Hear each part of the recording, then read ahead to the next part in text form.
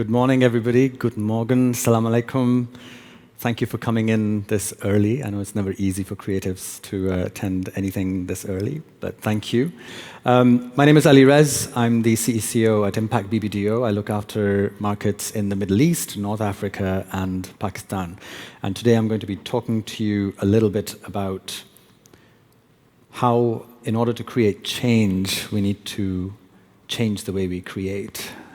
The idea is to talk about the process of creation and how can that lead to a very powerful piece of work that can actually make a difference in society. This picture you see here behind this headline is from the sport of cricket. Is anybody here familiar with the sport of cricket? All right, one person, two, three. It's the second most followed sport in the world, after football, of course. Whenever the World Cup happens, you have about 3 to 3.5 billion people following it.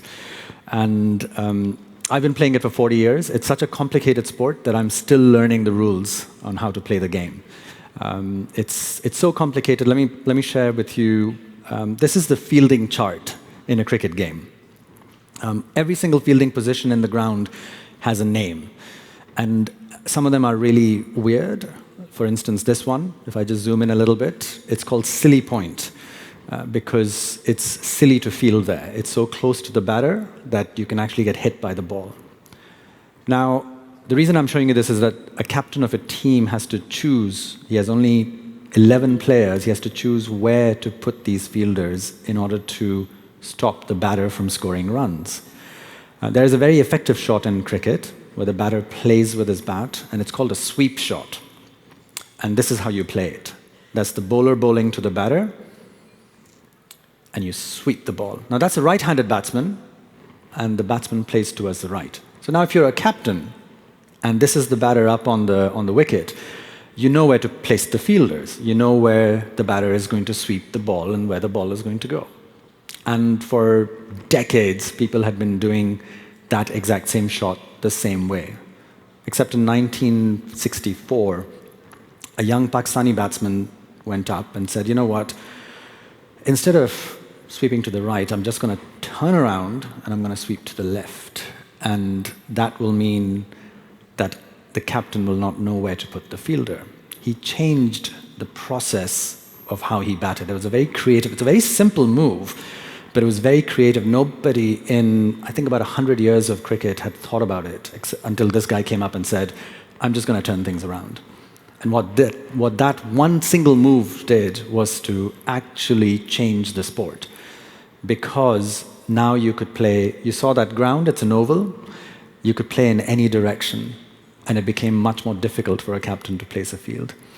But therein lies the answer to changing things. You have to change the process in which something is done in order to lead up to actually transforming the way the sport is played in itself.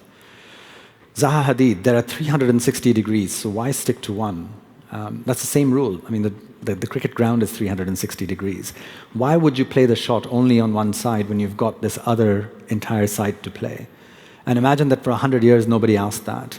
I love this quote from her because it taunts every architect or designer who doesn't look at all the 360 degrees. And if you look at her work, it exemplifies what she says. Let's play with every single degree that is out there. This is her legacy. She changed the way architecture was viewed, especially in terms of viewing women and how they build architecture. And here's that word again, change, because you change the process of creation itself. Pink Panther has shown us a little bit about this. This is actually pretty effective when you think about it. That's the traditional way of painting, but how about we change the process a little bit?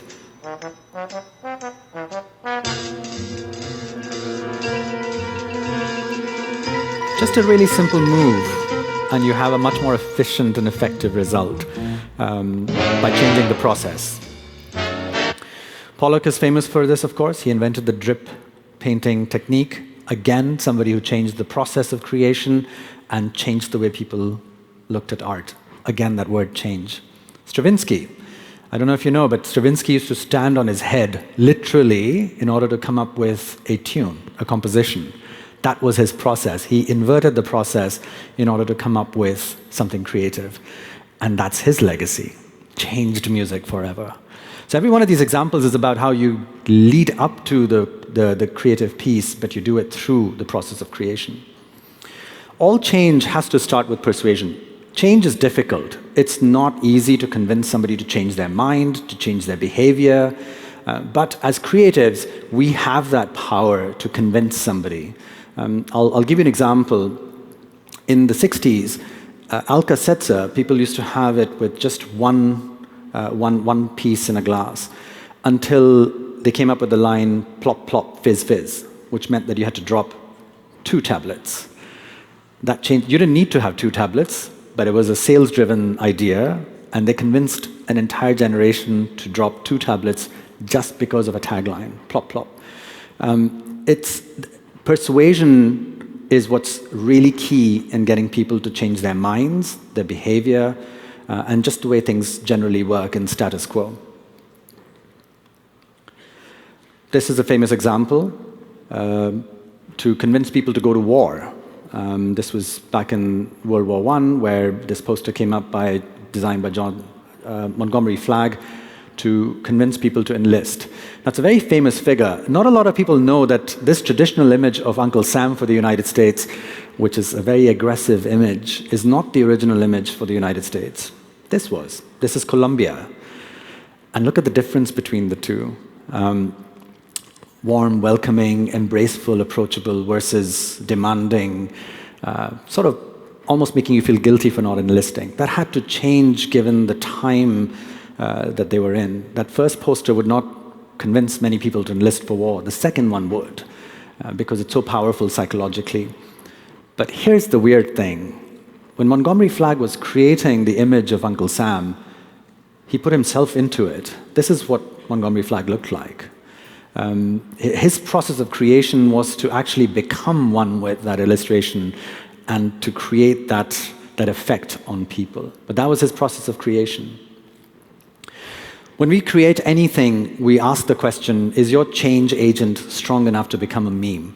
Now, meme means something to us today, given social media and the internet generation and how we approach what memes are, and we see them all the time. For example, this one, right? That's me, rather than doing timesheets at work. I would love to give a talk in Hamburg. And those are the kind of memes we're used to. We keep getting these a lot. But the original meaning of a meme is something coined by Richard Dawkins. He's a biologist, and he wrote this amazing book called The Selfish Gene. It's a fantastic read, and I recommend it to all creatives on how we are all built on instructions, genetic or social. And the meme, according to him, was a cultural parallel to biological genes. We're all instructed to do things. You know how to breathe because your genetic condition has instructed you. Likewise, social conditioning instructs you to do certain things. But his quote was that when you plant a fertile meme in my mind, you literally parasitize my brain, turning it into a vehicle for the meme's propagation. In just the way that a virus may parasitize the genetic mechanism of a host cell. It propagates itself, it takes you over. And that's how movements are built. So in essence, free will is an illusion, really. Sorry to burst your bubble. You are either persuaded by a genetic conditioning or by this guy, a meme. Because a meme is a cultural parallel that will influence you. Think about it. We saw the war poster earlier on. We're not genetically conditioned to go to war. Your primal instinct is to survive. Why would you put yourself into a condition where you could end your life? And that's cultural meme taking over. And that's persuasion. All change of behavior, all change of mind begins with persuasion. Apple is a genius at this, right? I was there when they launched the original iPhone. That's a picture from it. This is persuasion through scarcity. It's an amazing, effective technique where you make something seem unattainable. Look at where they positioned it. Slightly higher from your viewpoint. You have to look up in awe at this new technology. And that's what they do. That persuasion is amazing because even though you know that there are better products out there, you're not going to change. It's so effective. But change, I wanted to share a few cases on change today because we work in a region where a lot of change is happening. I picked 3 cases today, And they're from Lebanon, Saudi Arabia, and Pakistan. All places that are going through that fundamental change on a daily basis, practically. We wake up and we realize something has changed somewhere. Most of it is going in the positive direction, of course. This first case that I wanted to talk about is with the question of what if you were asked to change the way one can mobilize a movement in order to change something in society. We've seen great examples in history. For instance, Gandhi, who led India to make salt in order to expel the British. They could have fought, just like the way millions of people had fought before, but he said, no, we're not going to fight. We're going to go to the sea and we're going to make salt to avoid the salt tax. It's a really creative way to find a new solution. But he changed the process of how you fight. How does one use creativity to inspire people to formulate an entire mass movement? So we had a brief. This first example is from a commercial client. It's to launch a product in Saudi Arabia, a very sensitive product given the topic that it generated. It was to persuade Saudi women to talk about menopause, because the product was incontinence pads, something that is a symptom of menopause. And we had to persuade them to choose the brand. In order to do that, you had to become a meme of empowerment. You had to empower women. Saudi Arabia is going through massive changes in which women are finding lots more freedom and lots more avenues for empowerment. We could only do this by changing a word. In order to do that, we changed the process with which we would launch a product. We did not want to talk about the product at all. We wanted to talk about what the product related itself to. And this is what we did. In Arabic, the word menopause does not exist. Instead, the historically patriarchal society call it the age of despair, choosing to term menopause as the end of a woman's usefulness, resulting in hundreds of years of women suffering and feeling worthless. Denn, the world's leading female incontinence pads maker, decided to correct this negative cultural stereotype with a mission to erase the term age of despair from the minds and dictionaries across the Middle East. We believe that men shouldn't be the ones to determine what menopause stands for. That decision should always be with the woman. And so, we asked the women of the Middle East what it means to them. A series of hard-hitting films featuring strong-minded women from the region expressing their feelings towards the age of despair launched the campaign, in which we reached out to women to help develop a new phrase. The Middle East's most popular singer joined in to create an anthem, and, in collaboration with the Middle East's largest online audio platform, the campaign turned into a movement that took over the region. Thousands of women suggested phrases for menopause, flooding our site with millions of comments.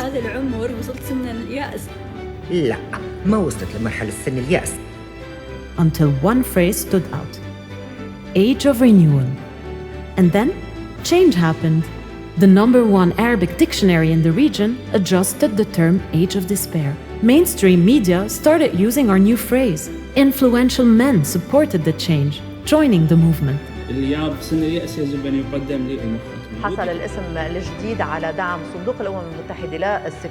Thanks to this campaign, women in the region had found their voice and had spoken up on our platform to bring about a cultural shift on this previously taboo topic. We had successfully converted the age of despair into an age of renewal. هيدا اسم اخترعوه، نحن رح ندمره. I love her. We're going to destroy it. But this was greatly upsetting to us when we came across this insight that the word for menopause in Arabic was coined by men, and it meant the age of despair. So we said, okay, we'll get women to decide what it should be called, which is the way it should be, and they decided a very positive word, the age of renewal. But that change only happened even in the language because we did not want to talk about the product at all. This particular case catapulted the product from unknown to the leading brand in its category in the country. And it actually changed the way society viewed menopause and age in women. Even at Dubai Expo, thank you.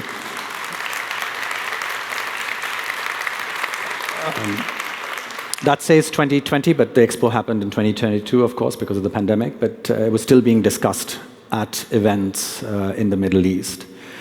Another way we can bring about change is the way we target an audience. Usually we're used to talking a certain way to a certain target, but sometimes you want to change that as well. Sometimes you want to change who you're speaking to in order to get more attention. Now, this particular brief was from Pakistan. It was from an NGO. They wanted to make global noise against drone strikes in Pakistan. This was happening back in 2013, 14, where predator drone strikes were killing innocent people. This is a completely purpose project. There's no commercial value in this. And we were given this brief to make global noise. The problem was that they did not have any budget, as usual. Like very minimal, $1,000, $2,000, what can you do? Ambition was great. We want to change the way things are being done right now. Here's the case film. In the last decade, predator drone strikes in Pakistan have killed more than 1,000 innocent civilians, including more than 200 children. I no longer love blue skies. In fact, I now prefer gray skies. The drones do not fly when the skies are gray, and for a short period of time, the mental tension and fear eases. FFR has been trying to raise awareness of this issue. Operators routinely describe their casualties as bug splats, since humans look like disposable bugs from far above. Most protests in Pakistan go unnoticed globally, so we decided to talk to the drone operators directly. The new project laid out a giant poster of a young child with the hopes that it will be visible from the sky. The group installed the picture in an unnamed town in a rural Pakistani province close to the northwest border with Afghanistan. The drone operator will henceforth not see what looks like a bug, but an actual face of a child staring back at them. The installation, part of French artist JR's Inside Out movement, was also designed to be captured by satellites to make it a permanent part of the landscape on mapping sites. All this happened under simple campaign hashtag. Not a bug splat. Not a bug splat. Huge poster of a child's face. It is not an anonymous dot on the landscape, but an actual child's face. The campaign went viral overnight. With earned media estimated at over $182 million, the installation put the issue on the world map. It was brought up by members of the National Assembly of Pakistan and became the poster image for global pressure that helped reduce civilian and children deaths. We had reached and affected our target audience. The Not a Bug Splat project is something that could have a lot of impact, and that these children deserve a free and happy lifestyle, and we've taken it. The girl's picture became a powerful message that said, "We are humans, not bugs." Now, this was a simple shift because drone operators were calling their strikes bug splats because they look like little dots and bugs. And it's desensitizing them. So we said, okay, we'll talk directly to them and show them the face of the child they're about to bomb. We had drone operators actually quitting after this campaign launched, and they sent us messages. The video you saw in there was sent to us by a drone operator because of this campaign. We collaborated with JR, and it got a lot of attention. Villagers turned out to help us install these posters. But it was a $1,000 poster, which generated $182 million of earned media. It was insane. Every single news agency in the world had covered this. And it landed on Obama's desk. It was on the front page of the Washington Post. It led to US policy that was changed. The terminology had changed in how they target individuals and not civilians anymore. And it was a changed drone strike pilot eventually. Because we changed the audience, we changed the process of who we were talking to. We were always talking to the wrong person, and then we found the right person to talk to. Final case, I want to talk about, thank you.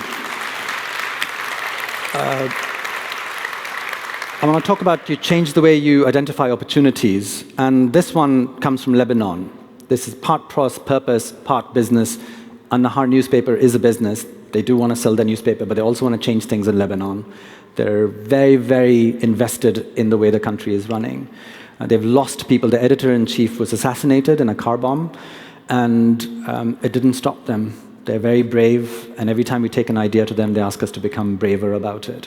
The brief was simple: persuade the Lebanese people to vote, persuade the government to hold elections, and persuade people to read our news.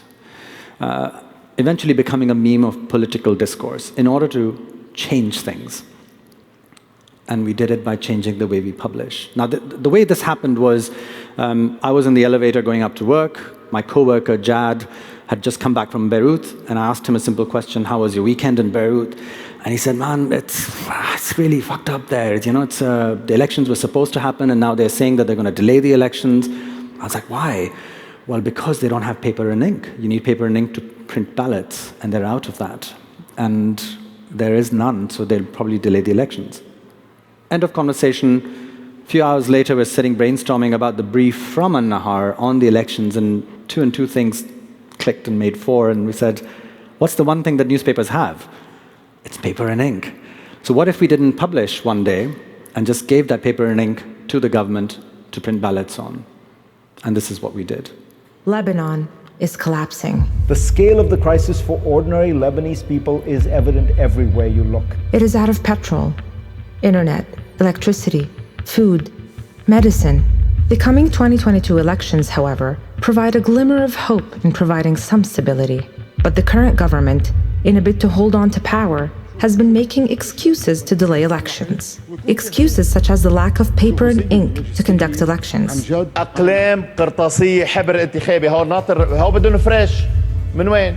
to defend democracy, An-Nahar, the newspaper of the people, decided to publish the country's much-awaited 2022 elections edition by not printing it.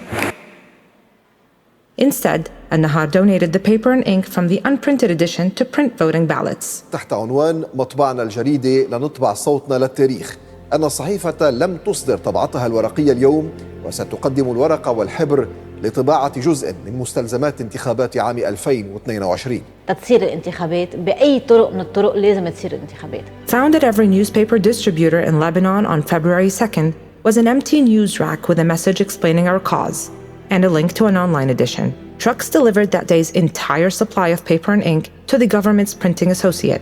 The non-existent issue went viral. We had sparked a movement which people joined to ensure that elections happen.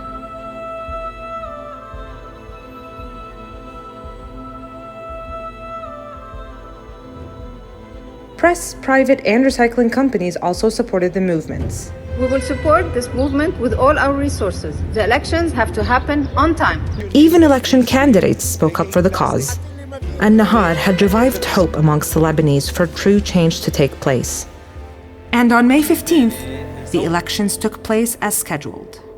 For the first time, reformist newcomers and independent candidates broke into parliament, winning 25% of the country's parliamentary seats, honoring Lebanon's democratic traditions. Now, the impact this had was that before this campaign launched, the government had about a dozen times mentioned this problem of shortage of paper and ink. And after we launched this, they mentioned it 0 times. There was never a mention in the press or in any kind of public forum by the government on the shortage of paper and ink. Because they didn't have a shortage anymore. We had given them the paper and ink by just not printing. A newspaper decided to not print its means of earning and donating that paper. What's really powerful is that we got pictures from people that had taken our little flyer and put it up in election, in polling booths, on the walls, and took pictures with it at those are the votes in the boxes there. And we'd estimated the amount of paper we would donate to be 2.2 million ballots, and we actually overestimated. It was 1.9 total number of votes that were done, so we had more than covered it, and that's why the government had to quieten down. An-Nahar is totally invested. This is their latest campaign that they've done. Instead of one newspaper, they've printed 7 newspapers in one, because these other 6 newspapers were shut down because of either force or through economic conditions brought about by a corrupt government. But they're very brave. They said, okay, we've got the paper, now we'll print all these other newspapers that were shut down at one point. So just really quickly to wrap up, 3 important points on change. Without being persuasive enough, you will not be able to bring the change. You have to find that one persuasive thing that becomes a meme in people's heads, governments' heads, whether to form a movement or to bring about a change. Creativity means the process of creation as well, not just the finished product. How are you creating it? Stravinsky, standing on their heads.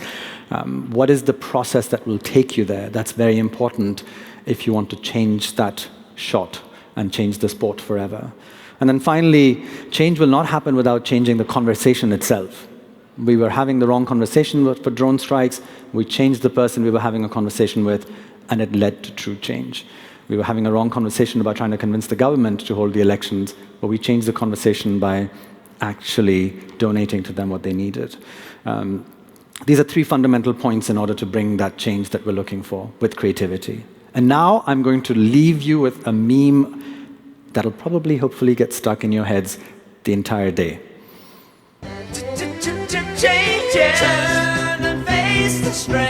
Thank you very much for coming. I really appreciate it. Thank you.